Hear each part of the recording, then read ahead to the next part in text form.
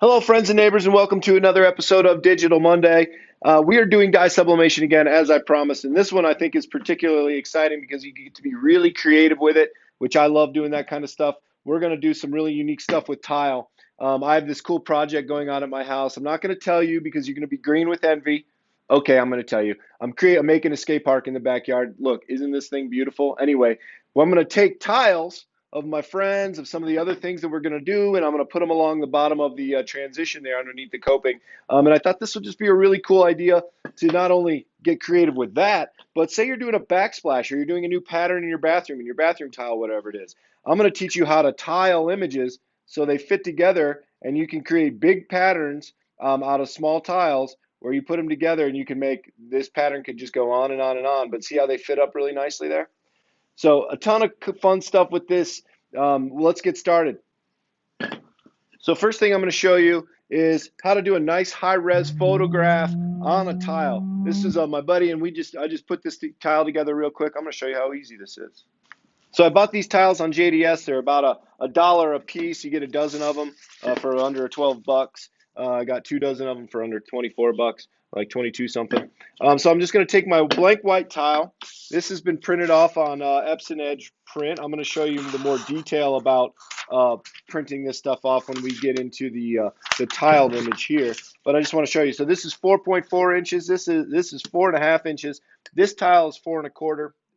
I'm going to set it on here just so it's right at the edge there. I have a little bit of overlap. Maybe it's overkill, but it doesn't really matter.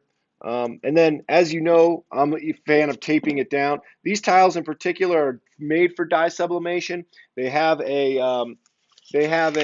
polyester coating on top of them that makes them perfect for dye sublimation. I'm not sure if you can do regular tiles, but it's certainly worth a try. But these are just really great high quality tiles, about $1 a piece. So you can get really creative with it. So I have my image lined up, pretty simple. And we're going to take it over to the heat press. Ooh, it's going to be hot. It's just so hot. Anyway, there it is. Look at that. Super good. I need to get an oven mitt for crying out loud. All right, let's do these sweet pattern tiles now. Coincidentally, when we have a big image and we cut it up and we want it to fit, we call that tiling artwork. So I'm going to show you, that's the trick here. I'm going to show you how easy that really is. I am going to show you how to tile an image in Photoshop so you can make this big image that would be too big for one tile, multiple tiles. And this is a fun trick. I love doing this type of stuff. I search old wallpaper patterns in Google. I go to images, and then under tools, select large. That'll give me images that are big enough that I can still have good resolution. I can copy them onto my desktop and then open them in Photoshop. So all these patterns here are pretty fun. I really like this fruit floral pattern. It's awesome. It'd be a cool backsplash, or maybe in a bathroom. Who knows? There's so many fun things you can do with that. So I just drug this onto my desktop. Well, let me show you the trick here. When you open it, you want to click on the image, and then if you see that plus sign show up, you want to click on it, and that'll give you the max size image. So then from there, I just drag it to my desktop.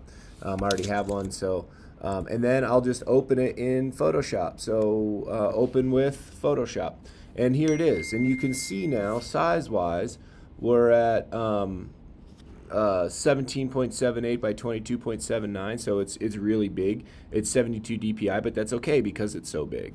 Now over here I use my marquee tool, and I've used fixed size. 432 pixels is 5.5 inches. I just quick Google search that. That's how I want to know how big my tile is going to be. Right? We decided on 4.5 inches because my tile is 4.25, so it's good to have a little bit of extra. Here I'm just going to duplicate my background and then delete it, so now I have a functioning layer I can work with. Now watch this. When I click my marquee tool, it'll make it 4.5 inches or 432 pixels wide. Now I can save that, and the trick here is Shift Command J. That'll knock it out completely and make it its own tile. Now here I just go back to my original. I click on my marquee tool, and then I set it right where I want it to meet up with the other tile. And if I zoom in a little bit, I can narrow this down. You can use guides and stuff. I'm just going to do it a little bit rough though, just so we can see. Now I can go back and I can hit Shift Command J again, and there's that tile. So see how this is starting to come together. So I'm going to take my first one here, image trim, that's right. Select, I want to trim the image, and I want to do transparent pixels, all of them. I want them to all go away. Now I have my 4.5 inch tile, and I'm going to save this as tile 1, and I'm going to save it as a PDF to my desktop. Okay, tile 1 saved to my desktop. Now I'm just going to undo, so Command undo, and I will now select my second tile and trim and save as tile 2, and I'm saving that to my desktop. And if I undo that again, I'm right back where I started. So I can keep going with this, I can keep kind of going crazy, but now I have 2 tiles saved as PDFs, ready to take to the dye sub printer. All right, now that I have my tiles saved, let's take them into Epson Edge RIP. Really easy RIP software from Epson. We've gone over this before, but we'll do it again just to show you how easy it is. I'm going to show you how to nest a job here too. So I take tile 1 in, take tile 2 in, just drag it in, really simple. And then I'm just going to do 4 of these across. And then I'm going to do my next tile, and I'll tile a few of those across. And when I hit Shift, I can make them both the same together, and then I nest them, and it'll put them all in a nice line. From there, I don't really need to do anything else over here. This is pretty straightforward. It's all inversed and everything. It's ready to go, so I'm just going to print it. As you can see, this printer prints really fast at 4.5 inches. I'm going to take one from one side and one from the other. And I want to make sure that these are lining up the way I want them to. And just like on the other image, we're going to double side tape them and stick them on the tile. So here we want to make sure that we're all the way to the edge, because we want this to line up best we can on this side. So I'm going to kind of go over to the edge. Now see, there's a little bit of overlap here. You could probably make this 4.25 if you wanted to be a little more precise with it. I'd probably recommend that. Maybe messing with size just to make sure kind of you get it the way you should. Tile it maybe a little bit tighter. But regardless, this is going to work for our presentation here. And I'm just going to line that one up. Looks pretty good. And remember the blue side tape, the blue tape, it's good stuff. You can use heat tape, but this stuff works equally well. So from here, I'm going to take it over to the heat press. So just like with the Frenchy tile, our heat press, remember we want the image side up. If you do it the other way, it's just not going to sublimate right. So we want the image side up, and we want to put it down. And in here, I have full pressure. In here, I have it for about 90-some seconds at around 420 degrees. So here they are. They're hot. They are hot. So get a glove if you don't have one, or just be stupid like me. But I'd get an oven mitt. Woo, woo. Boy, oh boy. All right, I have some backing. That's gonna have to do for now. I would get an oven mitt though. My goodness. Oh man, boy, those are hot. Get an oven mitt if you can.